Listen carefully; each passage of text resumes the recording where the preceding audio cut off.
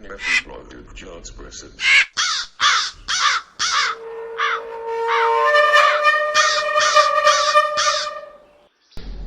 Welcome back, dear listeners, to the Gates of the Underworld, or rather to our second episode of our podcast, The Witch's Tales. This is the domain of the macabre, the sanctuary of shadows, and the heaven of horror. Welcome to the Witch's Tales, where nightmares come alive.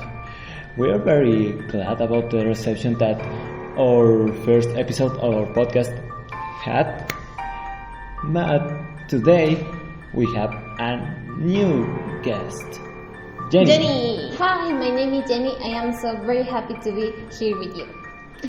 and Wendy again. Hello everybody, I'm so happy to be here again, and hello to our incredible production.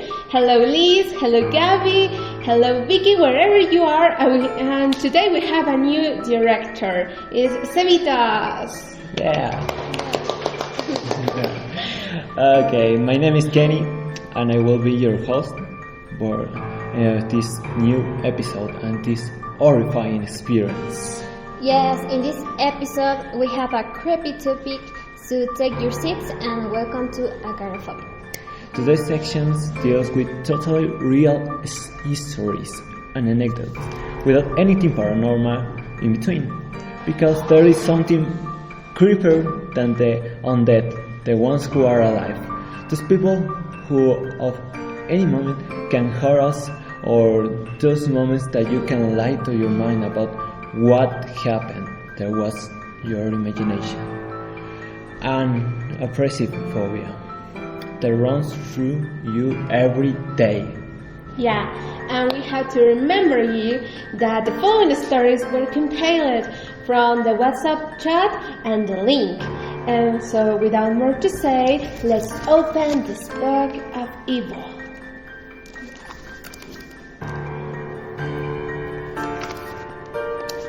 The first story is called The Night Prowler. This is a history that doesn't skim on details about the event that happened that month, because it was something that happened to me. Completely real. I would first of all like to ask, what would you do if a stranger came to your home? The answer I choose is perhaps the least wise, to be honest. It all started in my home, which I had been living for 2 years at the time. We didn't have a wall to protect the whole backyard, just a fence, a barbed wire, and other things. I think it goes without saying that the security system was anything but secure. So for the time being, people could cross such a fence with sufficient care. The next thing I will narrate was something that happened within a whole month. A month of uncertainty, fear, paranoia, and a feeling of being stalked all the time. At the beginning of this month, I was hearing strange things in the backyard. Nothing so out of the ordinary, due to the fact that the neighbors' cats usually prowl these parts of my house. What I didn't realize at the time was that those sounds were coming from the fence and not from somewhere else. It was a person, a prowler. A prowler was visiting my house, and I hadn't noticed. But unlike the robbers, this one had been residing my house for a whole month. At the time I hadn't noticed that until over the time the sound of footsteps became louder and louder. I was and am perhaps very naive about these things. I slept with the door open, hoping to scare away what I still thought were dogs or cats. Yeah. However, everything changed one night. Scary. That night when someone appeared near my window. In the night, an elusive but slow silhouette of a man who was at least 40 years old. You never know how to react to such situations. I instead grabbed a flashlight and hit the window. Yeah, Yeah. I'm very naughty. Okay. Hard with a menacing face. The silhouette disappeared, but I know the man was still there. In my house there are several blind spots that are difficult to see from my window, but it's more than possible that the man was in front of my sister's room. I didn't tell my parents about this, or my sister. I just waited for it to stop happening, and it did it. It stopped happening. But who knows if that man was my neighbor and still watches us occasionally. Okay. The history is very mysterious. And when you say that simple fact of listening the strangers visit your house, it's like me feel so nervous, Yes. But at the same time, I think you acted with courage and maybe reckless, And You're crazy. I'm both.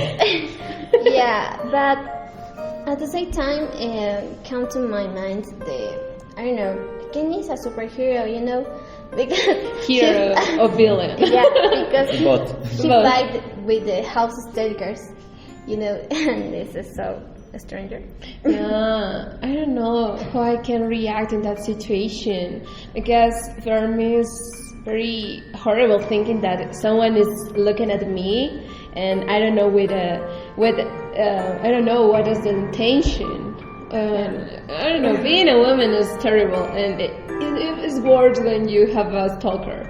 So I don't know, maybe I will cry. I won't react like you. It's so natural. I mean, my reaction was unexpected for me. And the robber, or what was he? I mean, probably was a robber, or a stalker, or a prowler. I don't know. But a phantom. But I'm still alive. It's horrible when the thing that is stalking you is alive, is breathing, because it's like, okay, he can hurt you, he can touch you, he can do whatever horrible thing. And when it is a phantom, obviously it's scary, but it's like it's a phantom. Go to the church. The phantoms are my homies. Yeah, are your homies. So yeah, I have a second story.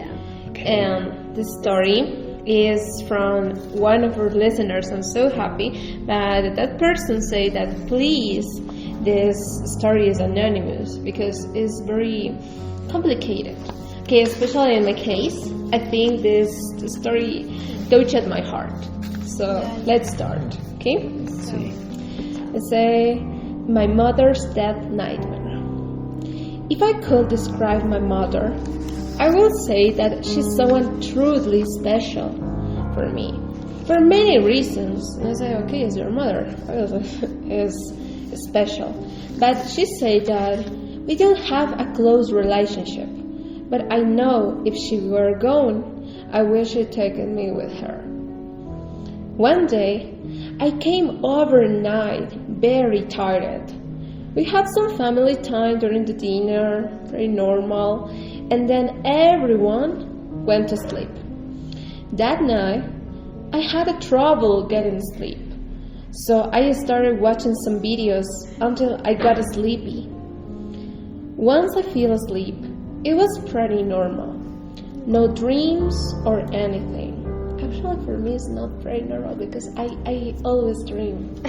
You don't dream. In my case, it's you so don't different, She's like you. Until the sleep went deeper, I started to recognize a white building with gray marble walls.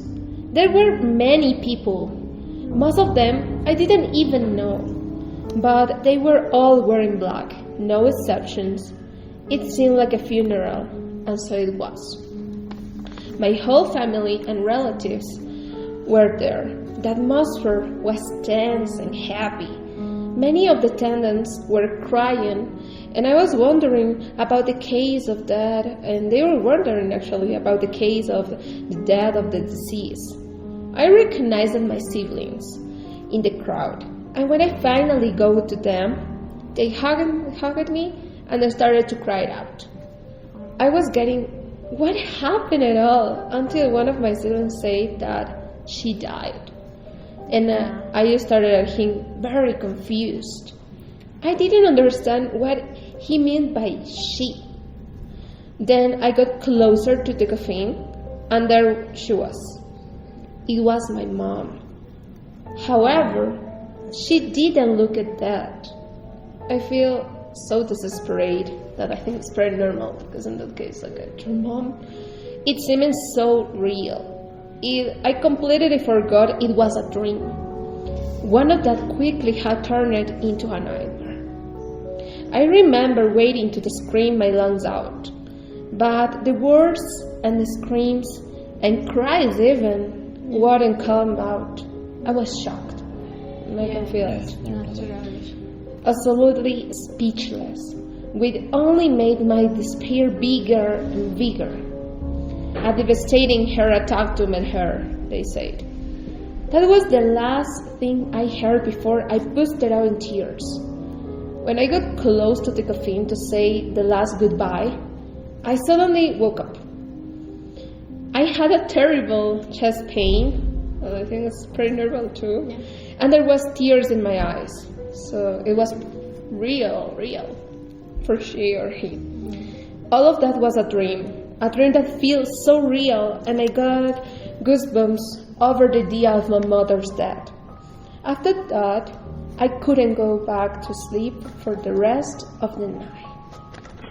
So, listening this story makes me feel very sad because it's a very personal story, and precisely because of the fact of imagining his dead mother is fact so horrible and something very difficult, it's like you mentioned that you are the gear of his story is close with your mother. Yeah, it's more close than tell your mother, Yeah. But at the same time is very difficult, This is fact important. Yeah. Well, I mean, it's really sad that something really happened because, I don't know, it could generate a trauma also because your dreams are really powerful. I have a short real history about this. It's like my sister looked at my mother one day and said, you look like my auntie. And at the night of that day, my mother received a phone call, and my auntie died. Like a premonition. Yeah, it was like a premonition, and my sister has like some supernatural powers. There's sensitive of this thing is paranormal. She's a witch. She's a witch. Oh, she's my friend. Yeah. No. I think very a lot of people that dream, and in my case, I don't dream. It's very late. Yeah. But for me now is something important, But for the other, in your case, I think that it's very important dream. I don't know. In my cases, I don't want to dream, but my dreams are so. I just say that I have a very imaginative mind, because when I dream something cool like flying or superpowers, it's pretty fantastic. But then when I have nightmares, are very scary. In my case, most of the dreams I had was lucid dreams. So I'm happy. Let's go, man. Yeah. So third story now. Yeah, and the first story is it's very real. It's a real story, Japanese, and the terrifying story is about the Japanese doll. And Japanese are masters in horror stories. and in this case, the doll is an object.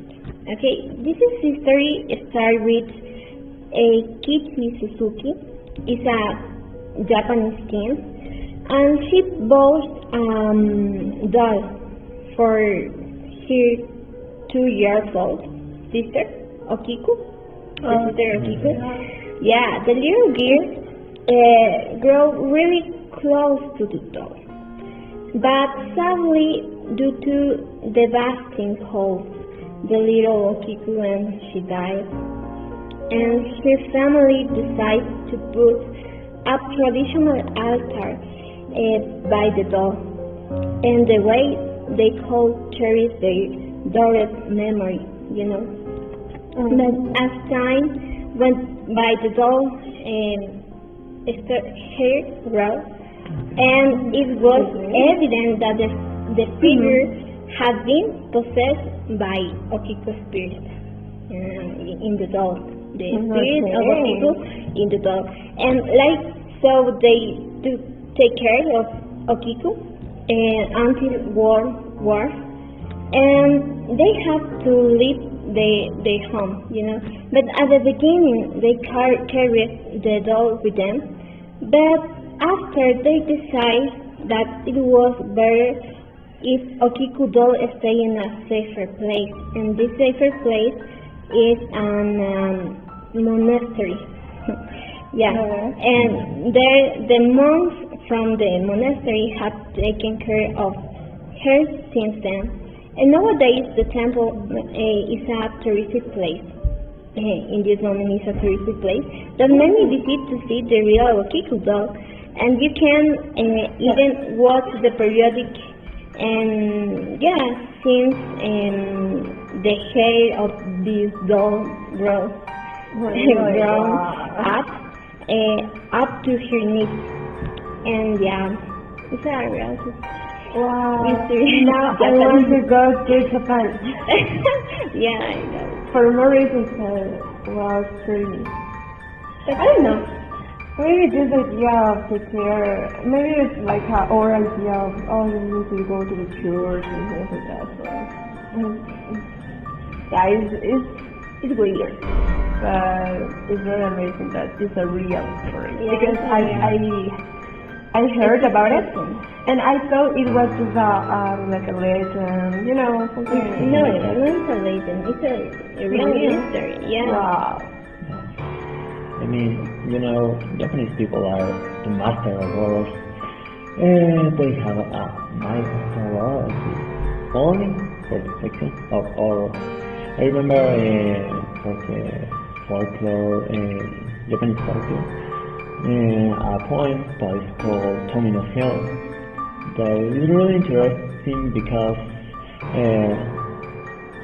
on this day we don't know who was the writer of the story or poem. But the legend says that if you speak louder about the poem or say, Tomino will, you know, carry you to hell. Oh man, I don't know. I like this. I don't. If you see all this story and the histories of Japan after and before the Second World War, you can see all the changes. Because right now we are like, what? But in the past we were like a soldier story, really imagine. And there is some people take those ideas to try to use in those new stories of horror. It's pretty cool. For me, the Ring, my favorite ever from Japan. Yeah, I love it, the stories Japanese, and one reason for I choose this story is because in this story mentions the possession spirit, and it's a point of very interesting, you know, because this exists, and I don't know if in this case the spirit in the doll was a good or bad spirit, but I'm seeing that maybe it happened because the spirit of the girl, Okiku, wanted to stay more time with his family. Oh, this is pretty sad. And I don't know, maybe this was the reason, because he takes the spirit of the girl and the It's really sad because it's Really sad. yeah, because you can stay with the family, but if you stay all the time there, it's like your family will die. I don't know. yeah. Better to see them in the heaven. So you wanna read about Japanese oral history? I recommend for viewers to read Junji Ito manga. Oh, okay. We have a new recommendation. Yes.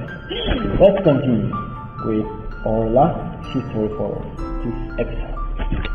This story is called The Gym Stalker. This story comes to us from an anonymous user. Before we start, I ask, has anyone been obsessed over you just by meeting you? You're very lucky. You're unlucky. This story begins on an ordinary training day. The protagonist was at the gym until a guy approached to her to ask her some questions and then eventually invited her to the gym coffee, trying to sleep with her. For a while he was more intense with his intentions, so once she finished eating, she left to go home, saying goodbye. Sayonara. However, the boy continued to insist on going home with her. He tried to kiss her at that moment. Yeah, which obviously didn't happen because she was clear. She didn't want to have anything with him. Just maybe a friendship, you know. So she gave him her number, and he constantly texts her on a daily basis to try to flirt with her. Without superiority complex, it is what you mentioned. In the beginning, he asked her if she was going to go to such a gym at the same time as usual. She answered with, "I'm not sure." And when she went to the gym, he was there waiting for her to follow him or talk to her while they did their daily workout. Oh, okay. It should be mentioned that she started going at different hours, but he was there waiting for her. There were days that once she finished her training, she would leave the place and more running. But he would follow her running with lame excuses like he was going to buy something or that he just had to go that way, which was obviously a lie. When she had a boyfriend, this stalker violently claimed to her by message that she had said she didn't want anything with anyone. But I remembered that she really didn't want anything with him. Yeah. After these things, she got fed up and blocked him from everywhere, going with friends of her boyfriend to the gym to feel safer. But who knows what will happen if that stalker shows up at some point where there is no one else.